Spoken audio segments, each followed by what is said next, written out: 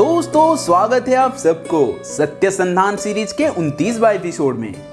दोस्तों अभी बात चल रहा है भगवान श्री बलराम जी के ओडिशा तथा उस कालखंड के कलिंग यात्रा के बारे में, और ये है उस महागाथा के तीसरा तथा अंतिम अध्याय। हमारे सब्सक्राइबर बंधुओं ने बहुत सारे मैसेज कर रखे हैं जिनमें वो बहुत सारे नए नए टॉपिक के बारे में हमें सुझाव दे रहे हैं। दोस्तों मैं भी वचनबद्ध हूँ कि मैं उनके अनुरोध पर वीडियो अवश्य लाऊंगा। दोस्तों पिछले 3 एपिसोड से मैं भगवान श्री बलराम जी के ऊपर वीडियो लेकर आ रहा हूँ। अगर मैं ये वीडियो नहीं लाता तो ये इतिहास सदैव के लिए विलुप्त हो जाता। दोस्तों हमारे द्वारा बताए गए तथ्य का सिर्फ 5% आपको इतिहास की किताब में मिल जाएगा, पर बाकी 95% तथ्य आपको कहीं नहीं मिलेगा। ये इतिहास पीढ़ी दर पीढ़ी लोक गाथा के माध्यम से जीवित रहा है और इसको जानने वाले लोगों का संख्या बस मुट्ठी भर बच गया है। वे सब भी उम्र दराज हो गए हैं, उनके बाद ये इतिहास तो विलुप्त हो जाता। पर दोस्तों क्या हम सब ये होने दे सकते थे? इसीलिए आवश्यकता है कि हम हमारे दादा परदादाओं का महान इतिहास को सदैव जीवित रखें। यही मेरा प्रयास है, यही हिस्टोरिकल गुरुजी चैनल का प्रयास है। हमें तो बस चाहिए आप लोगों का प्यार और लाइक शेयर सब्सक्राइब के माध्यम से आप लोगों का सहयोग। खैर दोस्तों अब लौटते हैं वीडियो के ऊपर। जैसे हमने पहले 2 पार्ट में देखा था कि भगवान श्री बलराम शैव पीठों का भ्रमण करते करते आ पहुंचते हैं कलिंग तथा आज के उड़ीसा राज्य में। यहाँ पे भगवान श्री बलराम शंकुकर्ण, मधुदैत्य, कंदरासुर और बाणासुर का वध कर देते हैं और कंदरासुर के अनाथ पुत्री माता तुलसी जी को अपने अर्धांगिनी के रूप में स्वीकार करते हैं। अब आगे देखिए। दोस्तों जब भगवान श्री बलराम उड़ीसा से जा रहे थे तब वे 3 क्षेत्रों का नामकरण भी करवाए थे, जहां ब्राह्मणी नदी से लेकर महानदी तक के भूखंड को तुलसी क्षेत्र कहा जाता था। तभी महानदी से देवी नदी तक के भूखंड को सुभद्रा क्षेत्र अथवा सारला क्षेत्र और देवी नदी से ऋषिकुल्या नदी तक के भूखंड को पुरुषोत्तम क्षेत्र कहा जाता था। दोस्तों अब चलिए जानते हैं कि इतिहासकार भगवान श्री बलदेव जी मंदिर के पतन और पुनरुत्थान के बारे में क्या बोलते हैं। दोस्तों ये समय था रक्तबाहु के पुरी श्री मंदिर के ऊपर आक्रमण का। मुझे पता है दोस्तों कि कुछ स्वघोषित इतिहासकार आएंगे और बोलेंगे कि रक्तबाहु एक काल्पनिक किरदार था, पुरी पर कोई हमला नहीं हुआ। मैं आपको बता दूं कि ये वही लोग हैं जो राम सेतु के आविष्कार होने से पूर्व भगवान श्री रामचंद्र जी को और द्वारिका नगरी के ध्वंस हुआ अवशेष समुद्र की गर्भ से मिलने से पूर्व भगवान श्री कृष्णा जी को भी काल्पनिक मानते थे। खैर इन लोगों को हटाते हैं साइड में और देखते हैं कि रक्तबाहु के आक्रमण के समय आखिर क्या हुआ था। दोस्तों जब पुरी श्री जगन्नाथ मंदिर पर रक्तबाहु का आक्रमण हुआ तब श्री बलदेव जी मंदिर, जिसे उस समय श्री बलराम मंदिर भी कहा जाता था, उसके ऊपर आक्रमण का खतरा मंडराने लगा। इसीलिए माधवपुर के जमींदार दामोदर महापात्र के निर्देश पर मंदिर के पुजारियों ने भगवान के मूर्ति को मधुसागर के रास्ते सखीवट ले गए और वहां मूर्ति को जमीन में दफना दिए। जब हमला थोड़ा शांत पड़ा तब मंदिर के पुजारियों ने अपने साथ मंदिर का जो खजाना लेके गए थे उसे बेचकर एक छोटा सा मंदिर बनाए और वहीं शक्तिवट पर भगवान श्री बलराम कई 100 साल तक पूजे गए। फिर आया उड़ीसा में मुसलमान शासन। जब काला पहाड़ पूरी मंदिर पे हमला करके भगवान के मूर्तियों को हाथी के पीठ में लाद कर बंगाल ले जा रहा था तब केंद्रापड़ा के श्री बलदेव जी मंदिर के सुरक्षा संकट में आ गया। जब काला पहाड़ भगवान श्री जगन्नाथ, श्री बलभद्र और माता सुभद्रा जी के मूर्ति को बंगाल ले गया था और वहां उनके मूर्ति में अग्नि संजोग करने वाला था, तो कौन थे वो उड़िया युवक जो काला पहाड़ से भगवान श्री जगन्नाथ, श्री बलभद्र और माता सुभद्रा जी के ब्रह्म को अपने ढोल में छुपाकर उड़ीसा लाए थे? उनके बारे में मैं एक सेपरेट वीडियो बना चुका हूं।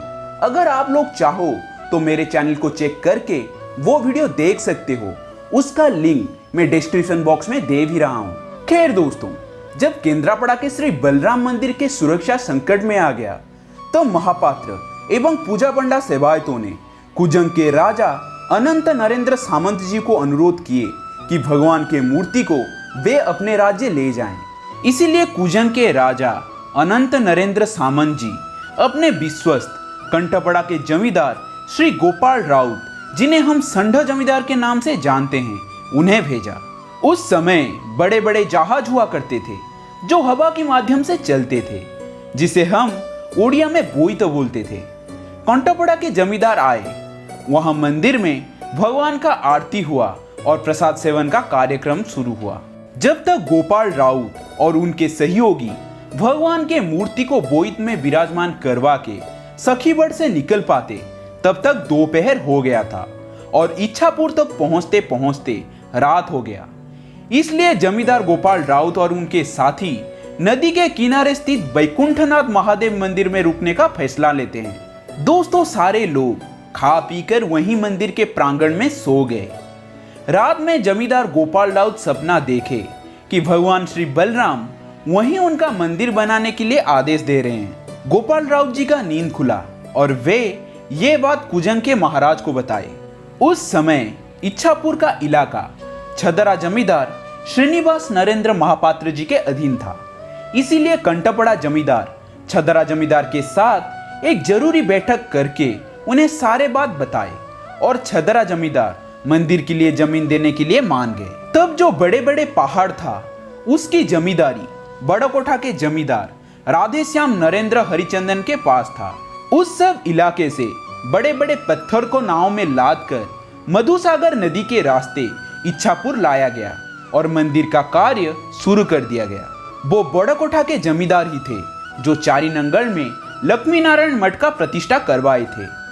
पहाड़ी के नीचे होने के कारण इस मठ में स्थित कुएं का पानी बहुत ही अच्छा था। इसीलिए इस कुएं का पानी चारी नंगल से बड़कोठा जाता था। जो गोपाल परिवार इस पानी को ढोते थे, उनके वंशज आज भी चारी नंगल में रहते हैं और श्रीमान कान्हूचरण दास जी खुद को उनका वंशज भी बताते हैं। दोस्तों, मैं आपको बता दूं कि चारी नंगल में जो ब्राह्मण, गोपाल और गुड़िया जाति के लोग रहते हैं, उनके पूर्वज केंद्रापड़ा के ओल्ड बस स्टैंड के पास जो भगवान श्री बलदेव जी का पुराना मंदिर था, वहीं ये लोग मंदिर के परिचालना करते थे। जब मंदिर को मुसलमानों के द्वारा तोड़ दिया गया, तब इन लोगों के ऊपर भी अत्याचार बढ़ने लगा। इसीलिए बड़कोठा के जमींदार इन लोगों को चारी नंगल स्थानांतरित कर दिए और चारी नंगल के लक्ष्मी नारायण मठ का दायित्व सौंप दिए। चारी नंगल में स्थित लक्ष्मी नारायण मठ चारों तरफ से मुसलमानों के द्वारा घिरा हुआ था। इसीलिए मठ की सुरक्षा और इन लोगों के सुरक्षा के लिए बड़कोठा के जमींदार नागा साधुओं को यहाँ पे बुलाए। नागा साधुओं की खौफ से ना ही इन लोगों के ऊपर और ना ही मठ के ऊपर कोई आक्रमण हुआ।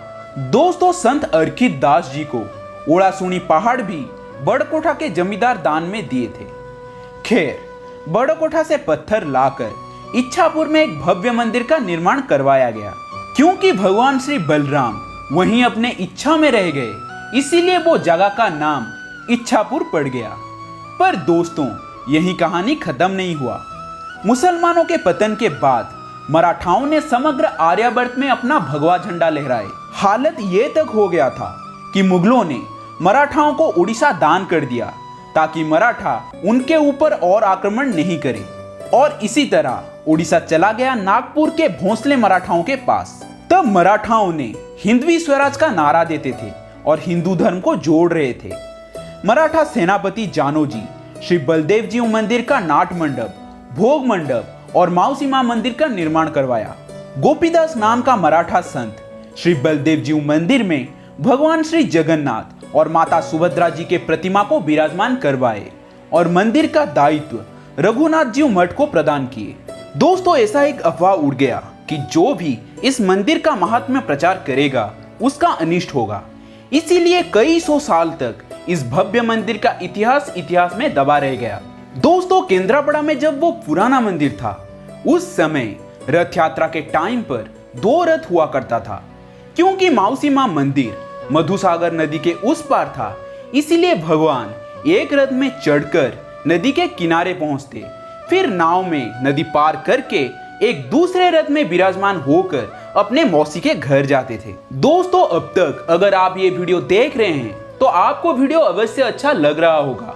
इसीलिए वीडियो को एक लाइक और चैनल को सब्सक्राइब भी कर देना। दोस्तों, आप लोगों के एक लाइक और सब्सक्राइब मुझे अंदर से इतना खुशी प्रदान करता है कि मैं भाषा में बयान नहीं कर सकता।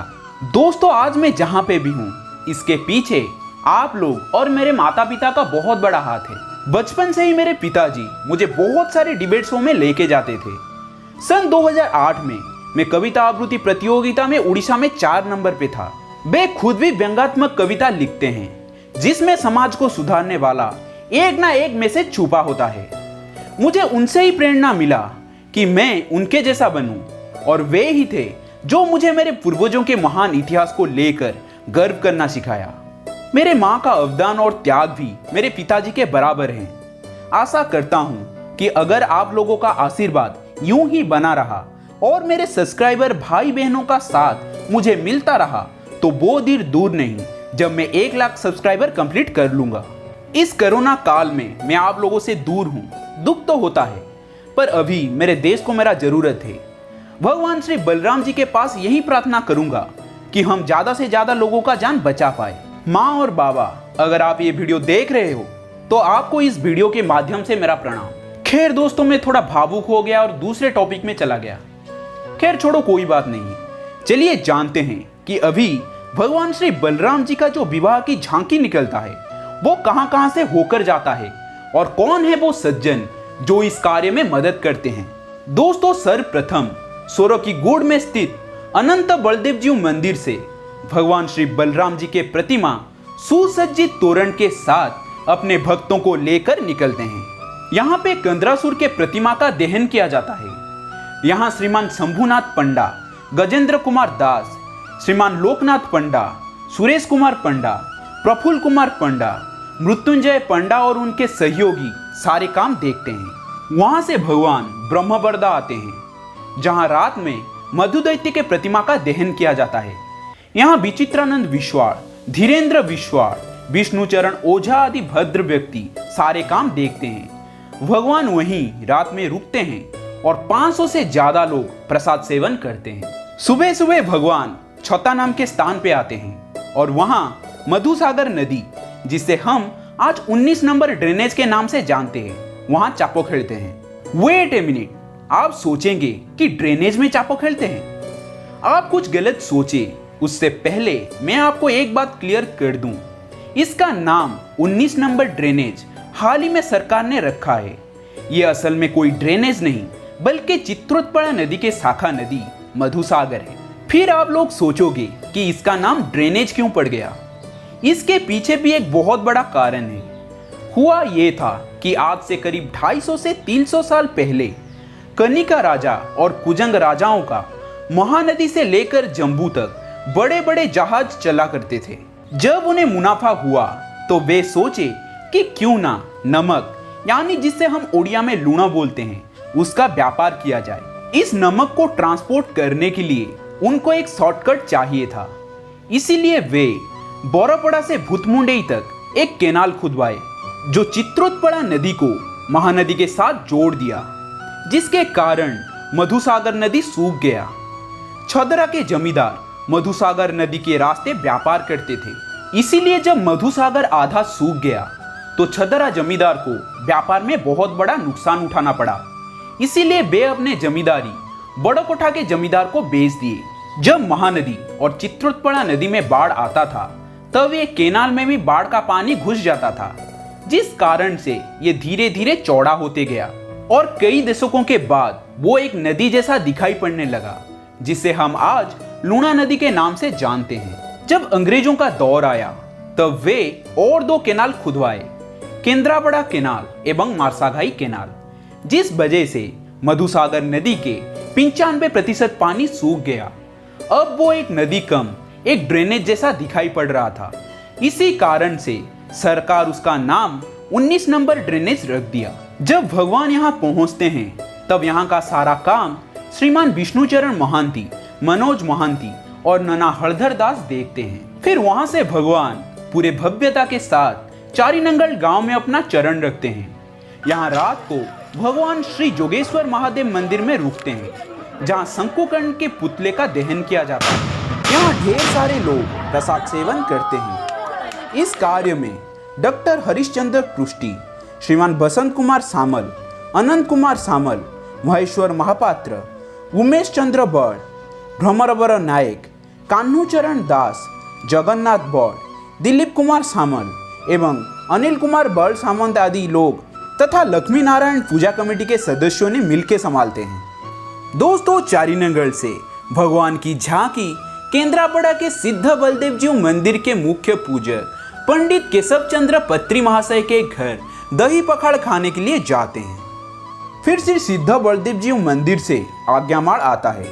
यहाँ पे प्रमुख दायित्व पंडित श्री केशव चंद्र पत्री महोदय, नना गौरांग सुआर, नना दिवाकर पत्री, नना बलराम पत्री, नना सचिदानंद सुआर, नना लूनापति, नना गुनुपति आदि मंदिर के पूजक महोदय उठाते हैं। फिर यहाँ से भगवान चांदोड़ में स्थित भगवान श्री राम मंदिर को जाते हैं और यहाँ श्रीमान विनायक भूया महोदय सारे काम देखते हैं और आखिर में भगवान पहुंचते हैं वहीं पास में ही स्थित भद्रेश्वर महादेव मंदिर में, जहां कंदरासुर के पुतले का दहन किया जाता है और यहां समाज सेवी श्रीमान देवेंद्र कुमार साहू पुतले में अग्नि संयोग करते हैं। यहां श्रीमान अशोक कुमार जैना माता तुलसी जी के पिता बनते हैं और गजेंद्र दास भगवान श्री बलराम जी के पिता बनते हैं। फिर शुरू होता है भगवान श्री बलराम और माता तुलसी जी के विवाह उत्सव।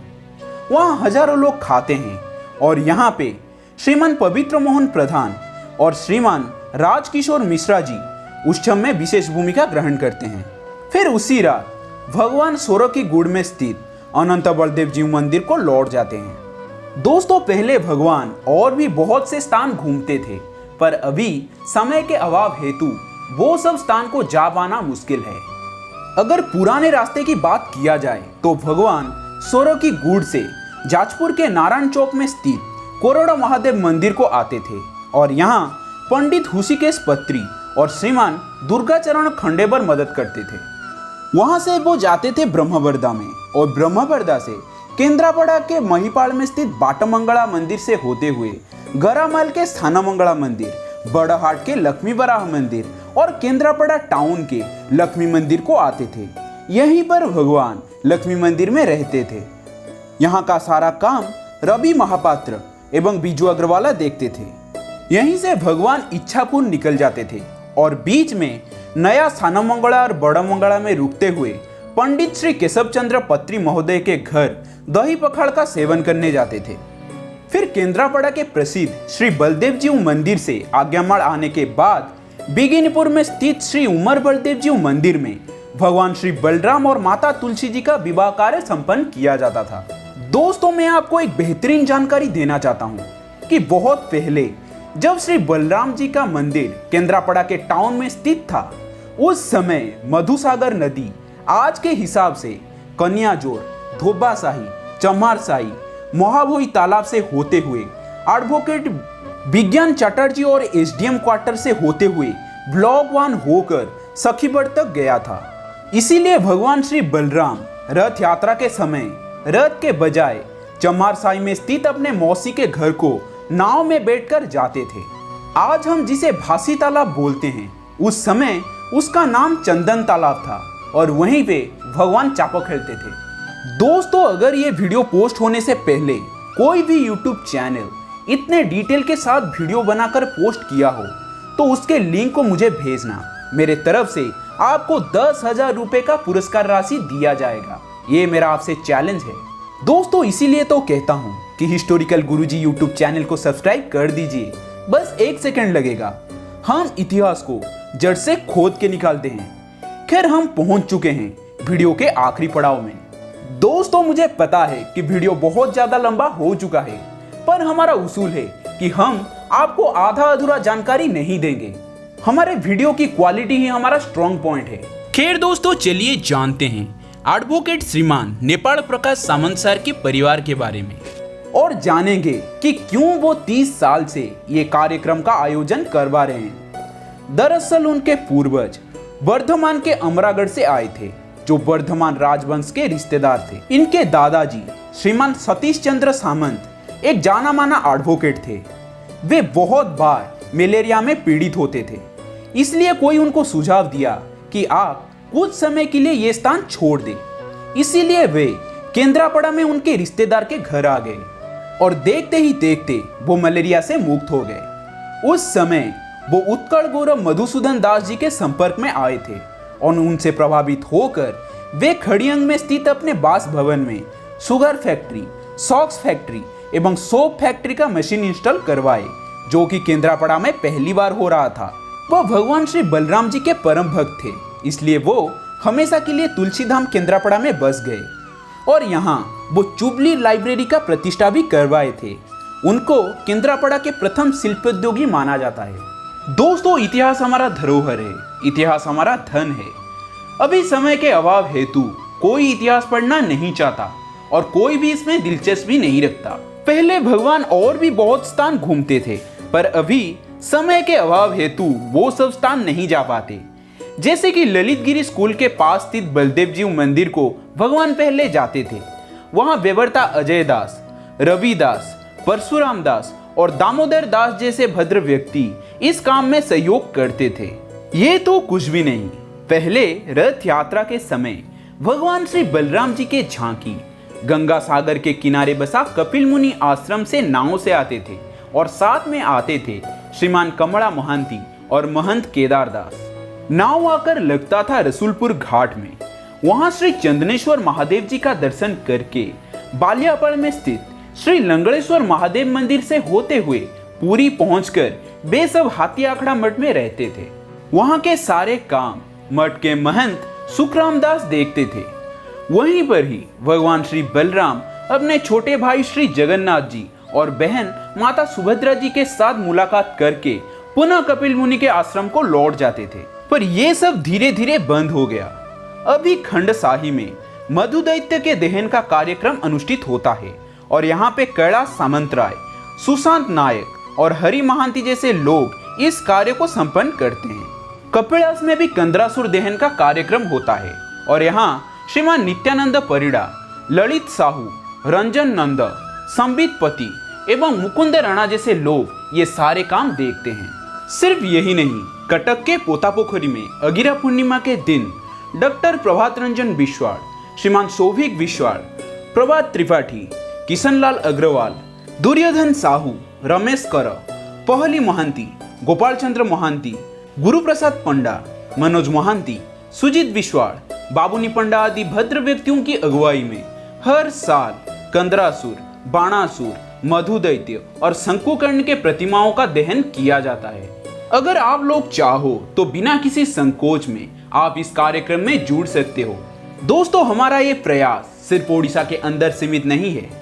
मथुरा में डॉक्टर घनश्याम पांडे, श्रीमान बलदेव प्रसाद पांडे, श्रीमान रामेश्वर पांडे, डॉक्टर मुरलीधर अग्रवाल आदि लोग भगवान श्री बलराम जी के महान इतिहास को हिंदी भाषा में प्रचार कर रहे हैं। और तभी द्वारका में श्रीमान संजय कुमार साहू एवं जितेंद्र कुमार दास जी ये काम को कर रहे हैं। बालेश्वर की बलरामगढ़ी में जहां भगवान श्री बलराम बाणासुर का वध किए थे, वहां पे श्रीमान विनोद चंद्र त्रिपाठी और श्रीमान पुरुषोत्तम माझी के अगुवाई में गंगा मंदिर का प्रतिष्ठा करवाया गया है। अगर आप लोग चाहो तो छुट्टियों में वहां घूमने जा सकते हो। खैर, इसी के साथ वीडियो को करते हैं समाप्त। आप लोग हमें बताइएगा कि ये जो 3 पार्ट हम भगवान श्री बलराम जी के ऊपर लेके आए थे वो आपको कैसा लगा। खैर, अगले एपिसोड में हम देखेंगे भारत के तीसरे बड़े सेना यानी पाइक सेना के बारे में, जो 400 साल तक मुगल एवं अफगानों को उड़ीसा में घुसने नहीं दिया था। इसीलिए हमारा ये छोटे से चैनल को सब्सक्राइब करके बेल आइकन दबा के ऑल पर क्लिक कर देना, तभी जाकर मेरे वीडियो का नोटिफिकेशन आप तक पहुंच पाएगा। अब चलता हूं और मिलता हूं आपसे सत्य संधान सीरीज के अगले एपिसोड में। तब तक जय हिंद, जय भारत, केंद्रापड़ाधीश भगवान श्री बलराम जी की जय।